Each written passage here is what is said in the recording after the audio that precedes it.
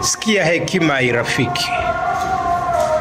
Kwenye maisha, epuka sana kupokea taarifa za kifo cha mtu mkubwa kwenye nchi, hasa kama wewe sio mwanafamilia wa ile familia ya mhusika aliyetokewa na kifo dakika chache tu zilizopita.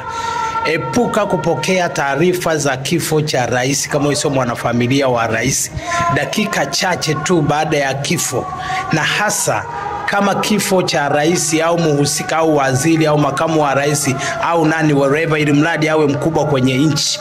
Kama kifo kimetokea ni cha utata, epuka kwa wa kwanza kupokea taarifa, kwa sababu taarifa zile kama huyu mhusika amekufa kifo cha utata, taarifa zake huwa hazitakiwi zitoke mahali popote, kwa sababu zina utaratibu wa kutoa taarifa.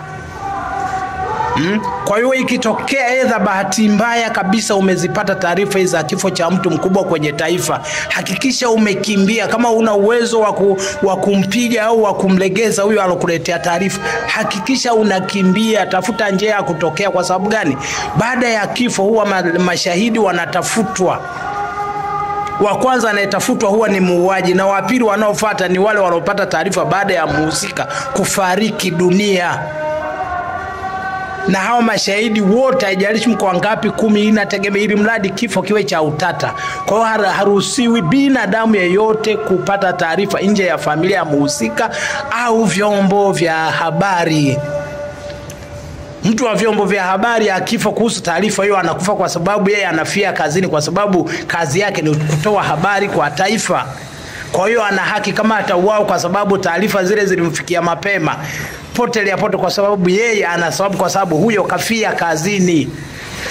Wewe sio mtoto wa familia ya rais, wewe sio mtoto wa familia ya yule mwaziri, wewe sio familia ya makamu wa rais, wewe sio familia ya mhusika aliyefariki. Ya nini wewe wa kwanza kupokea taarifa?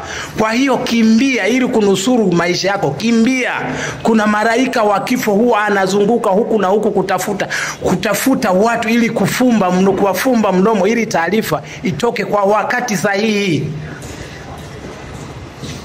Kwa hiyo usiruhusu kabisa loporopo liletoe taarifa za mkubwa amekufa dakika chache baada ya kifo. Who are you? Kila kitu kina utaratibu wake. Kwa hiyo wewe utapitiwa kama upanga na malaika wa kifo ili kuficha zile taarifa, ili kuzizika zile taarifa mpaka wahusika watakapopata muda sahihi wa kutangaza tukio la kifo cha mhusika, tukio la kifo cha mkubwa. Jiangalie sana, utakufa vibaya wewe.